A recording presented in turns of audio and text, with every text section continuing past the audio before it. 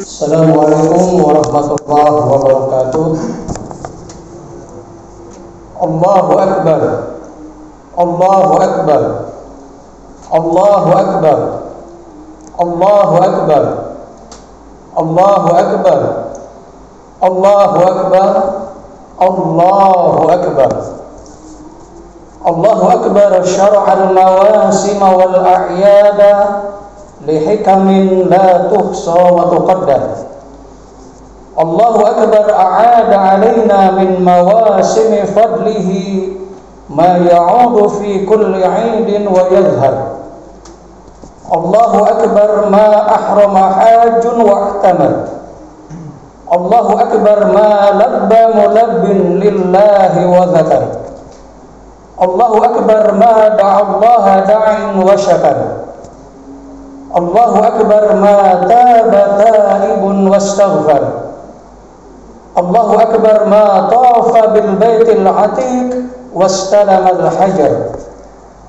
Allahu Akbar ma sa'a baina as-safa wal marwata sa'in fa adraka adh-dhafar.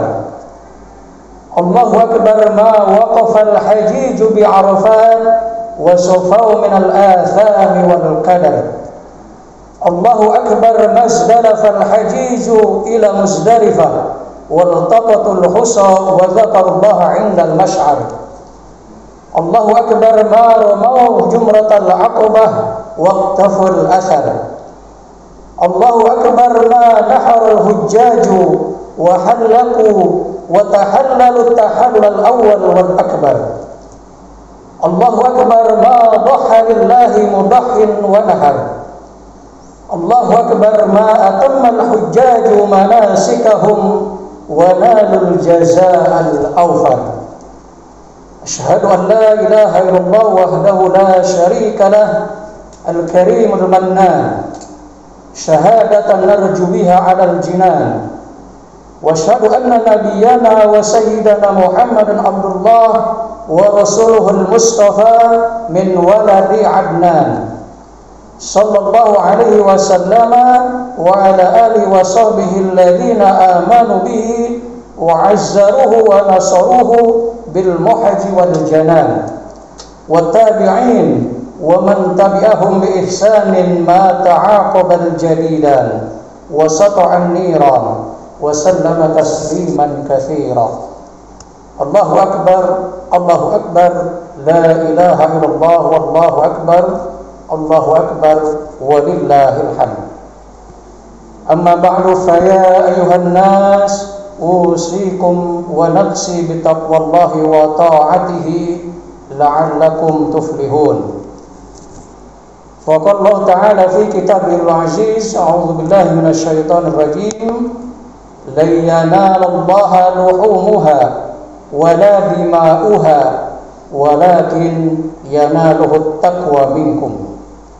Wa qala aidan wa ma umiru illa liya'budullaha mukhlishina lahuddin. Hadirin sidang Idul Adha yang berbahagia, ibadah haji berkaitan erat dengan ritual kurban.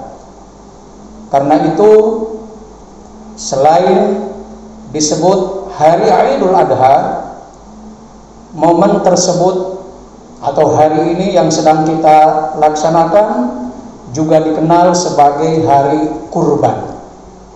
Kata kurban sesungguhnya berasal secara etimologis dari bahasa Arab, dari kata qurba yaqrubu kurban, artinya dekat atau mendekat kepada sesuatu.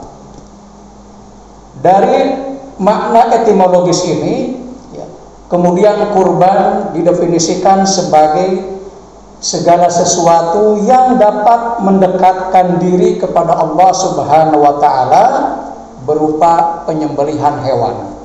Dalam hal ini bisa kambing, domba, sapi, atau unta, khusus dari negara-negara Timur Tengah. Jadi kurban artinya adalah mendekatkan diri kepada Allah Subhanahu wa Ta'ala.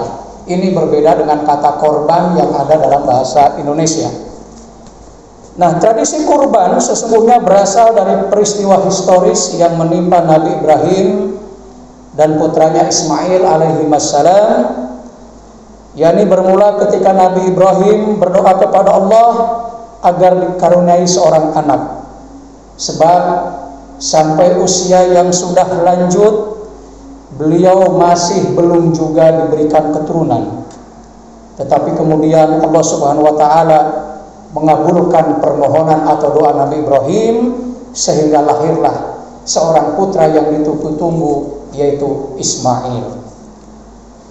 Selanjutnya Nabi Ibrahim bermimpi, di mana ia diperintahkan oleh Allah Subhanahu wa taala untuk menyembelih putra yang ditunggu-tunggunya itu.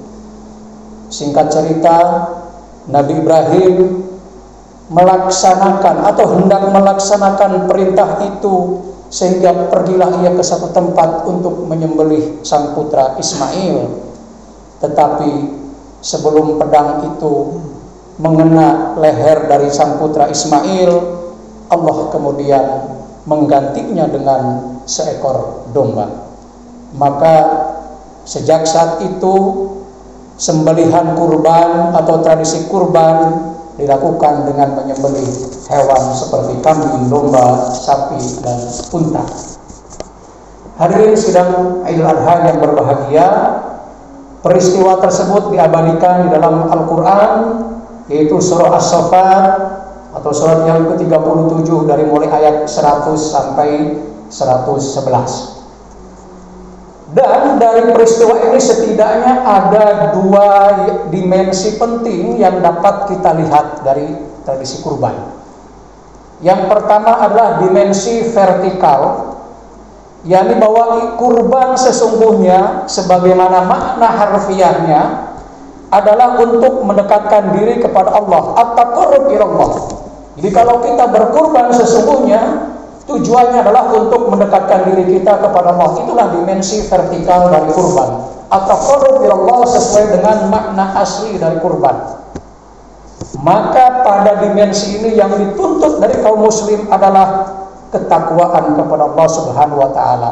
Memang wujud dari kurban itu adalah hewan yang disembelih, tetapi sesungguhnya itu adalah simbolik saja.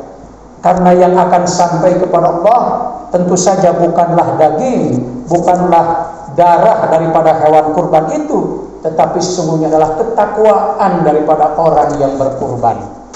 Inilah ayat yang tadi Khatib baca di awal, di pembukaan, yang artinya bahwa yang sampai kepada Allah bukanlah daging dan darah daripada hewan kurban tersebut, melainkan yang sampai kepadanya adalah ketakwaan kamu.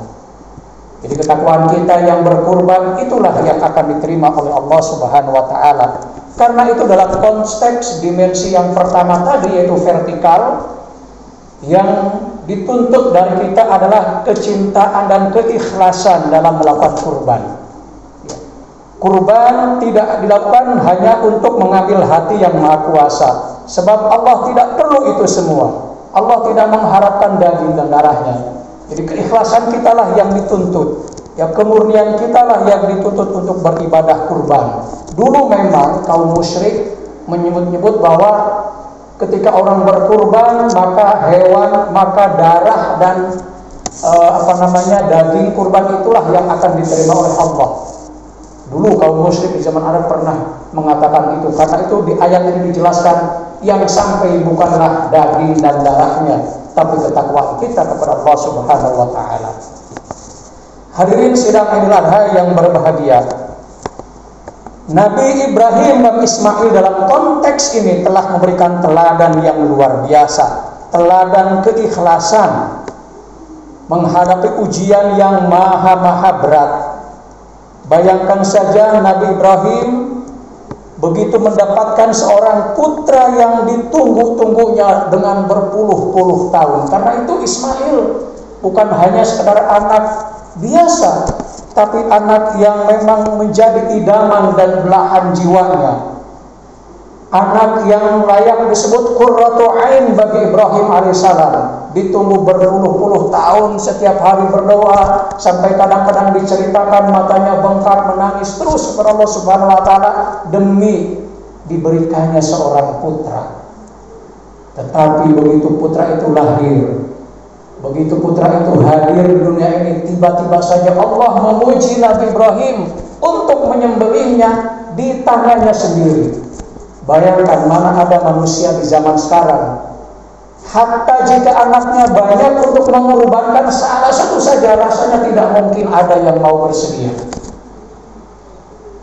Tetapi bukan hanya Ibrahim yang menjadi teladan, sebaliknya juga Ismail sebagai sang putra. Begitu mendengar apa yang disampaikan Ibrahim bahwa dia bermimpi ingin menyembelihnya, bukannya menolak, bukannya membangkang, tapi Ismail justru mengatakan, silahkan lakukan apa yang telah Allah perintahkan. Luar biasa, mana ada anak di dunia ini yang rela dirinya dikurbankan dengan cara seperti hewan disembelih. Saya kira mungkin tidak akan pernah ada di dunia ini yang mau atau yang rela untuk dikorbankan.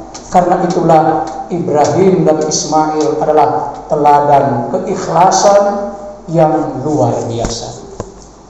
Hadirin sedang yang berbahagia, dimensi yang kedua adalah dimensi horizontal. Dalam konteks ini, kurban sesungguhnya bertujuan bukan hanya sekedar at-taqarrub ila Allah, mendekatkan diri kepada Allah, meskipun itu tujuan yang utama, tetapi juga ada dimensi hablun minan nas, at-taqarrub ila nas, mendekatkan diri kepada sesama manusia. Karena kita tahu daging daripada hewan kurban itu pada akhirnya bukanlah dipersembahkan kepada Allah, tetapi justru didistribusikan, diberikan kepada orang-orang yang berhak menerimanya, terutama kaum fakir dan miskin. Nah, dari dimensi makna kurban yang telah dipaparkan di atas, khususnya yang kedua yaitu dimensi horizontal, dapat kita katakan bahwa melaksanakan kurban sesungguhnya kita sebagai manusia sedang menjalin hubungan sosial yang lebih baik. Kita sedang membangun solidaritas sosial, at-tadamun, at-takaful al-ijtimai, solidaritas sosial, toleransi dan seterusnya, sehingga hubungan itu semakin kuat, hubungan itu semakin kokoh. Karena itu diharapkan tidak ada lagi perbedaan atau jurang pemisah, terutama antara yang kaya dan miskin. Pada hari itu semuanya merasakan nikmat yang sama, semuanya merasakan daging dari hewan kurban. Itulah dimensi horizontal, sehingga terbangunlah solidaritas sosial di antara kita. Persoalan solidaritas sosial inilah yang dulu pada zaman kekhilafahan oleh Ibnu Khaldun dalam kitab Muqaddimahnya misalnya, yang dia sebut dengan istilah asobiyah, dipandang sebagai kunci dari kejayaan sebuah masyarakat, kunci kemajuan sebuah peradaban, sebuah negara, sebuah bangsa.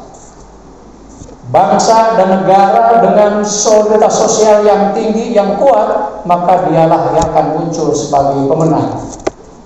Kata Ibnu Khaldun, dulu kekhilafan Umayyah Abbasiyah sampai menguasai Eropa, sampai ke Andalusia Spanyol, salah satu kuncinya adalah asobiyah, solidaritas sosial.